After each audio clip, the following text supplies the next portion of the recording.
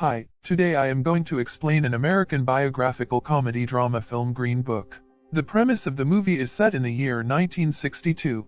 An Italian-American doorman Tony works at the Copacabana nightclub in the Bronx. He frequently comes across rude customers on his job but is not afraid to throw hands when they break the club's code. One day, a wealthy businessman visits their club and emphasizes that his hat must be kept safe since it was a gift from his mother. Tony steals the said hat that makes the businessman go ballistic on the staff. Later, he gives it back, pretending to have gotten it from a thief. Because of the gesture, he not only gets money from the businessman but also befriends him.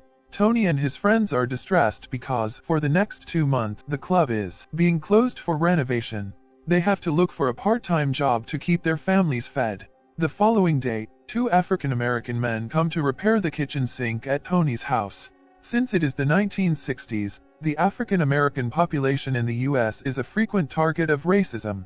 Dolores doesn't care about their race and is very welcoming. She even offers them water and sees them off politely.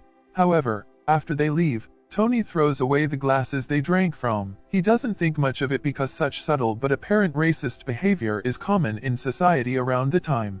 One day while Tony is still looking for a job, he gets a call from an associate of his. The person tells him about someone named Dr. Don Shirley who is looking for a driver. The very next day, Tony goes to Don's place for an interview and finds out that he is an African-American man. He has a doctorate in psychology and music and is a world-famous pianist.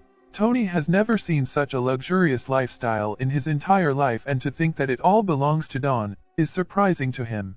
The pianist is planning to go on an 8-week concert tour through the Midwest and Deep South and needs Don to be his driver for the trip. If everything goes well, they will be able to return home on Christmas Eve. Don explains the job to Tony, who is unwilling to be his butler alongside his driver. Don increases the pay because he knows he is going to face extreme racism in the way, and Tony seems like someone who can protect him. But Tony refuses and walks away. Later that day, the pianist calls Tony's home and asks Dolores for permission to take her husband away for 2 months. Tony agrees to accompany him for $125 a week. On the day of their departure, Dolores wishes him farewell and urges him to write letters throughout the trip. The record company rents them a nice car and informs Tony that if he misses a show, he will only get half of the money. More importantly, they provide him with something called the Green Book. It is a tourist guide for black people in America that consists of a list of safe places for them to stay in the segregated southern states. Tony is surprised that something like a book even exists. The journey starts, and initially, Tony bores Don with his non-stop chatter. Don is also especially annoyed because of Tony's improper grammar usage and absurd vocabulary. His habit of eating messily with his hands and taking a leak in the middle of the road seems outrageous to him. On his first show, Don impresses everyone, including Tony, with his brilliant performance. Tony starts to respect him as a musician. Later, he is caught gambling with the helpers while waiting for the show to end. Don stops him, disappointed that he chose to come outside when he had the option to take the high road and stay at the party. As the journey continues, Tony plays contemporary music on the radio. He is shocked to find out that Don doesn't know popular musicians like Aretha Franklin, since she is especially famous among the African-American community. He is even more surprised when Don reveals he has never had Kentucky Fried Chicken. They stop at the original restaurant in Kentucky and Tony forces Don to try some. Although he is initially skeptical about eating with his hands, he is pleasantly surprised upon trying the dish. One day, they stop at a gas station where Tony finds an expensive jade gemstone on the ground that seems to have fallen off a cart of a rock seller. He pockets it but is immediately called out by Don. The pianist asks him to go inside and pay for the rock in an instant. Tony whines and groans but does it anyway. Then, the duo reaches the second venue where the grand piano for Don is not cleaned. The janitor claims that a black person like him would have no problem playing on such a piano. The comment makes Tony furious and he punches the man in the face. The piano is then cleaned and polished for the performance. As they enter further south, Don is made to stay at blacks-only hotels. Even though he is among his people, he doesn't seem at home. One night he goes to a bar where a bunch of racists beat him up, just for being in the bar. Tony quickly rushes to the location and threatens the thugs, claiming that he has a gun. After they narrowly escape the encounter, Don asks him if he really has a gun. Tony replies that he was just bluffing, and the two continue to the hotel. For For the next concert, they stop at a southern mansion. As usual, Don is the center of attraction in the room and is respected by all. He is also the only African-American man other than the butlers, but he is used to such an environment. The host even makes special fried chicken for the main guest, but during intermission, he is denied to use the white people's bathroom. The host directs him to a tiny cubicle made of wood outside the house. Refusing to be humiliated, Don returns to the hotel to go to the bathroom before going back to the concert. Tony is furious at seeing Don being polite to the people who denied him basic decency. Throughout the journey, Tony writes letters to Dolores, but they are mostly awful. Don reads them and sees several spelling mistakes and grammar blunders. He helps Tony make them more poetic and beautiful. Back in New York, Dolores gets the letter and cannot help but cry at the beauty of it. In the following scene, the duo is walking down to their next destination when they spot a handsome suit displayed in front of a store. Don walks in to buy it, but the owner refuses to let him try it on before paying. Because all the other customers are not required to do the same, it is clear that the man is judging him on the basis of his skin color. Tony tries to retaliate, but Don stops him and politely leaves. That evening, Tony gets a call from the police station calling him in urgently. He goes there to see Don and a man naked in a cell. It turns out that they were caught engaging in homosexual intimacy. Tony bribes the officers to let Don go, which he is not very happy about. He claims that the cops were wrong in the situation, which makes him wrong for supporting them. Tony, on the other hand, calls him ungrateful.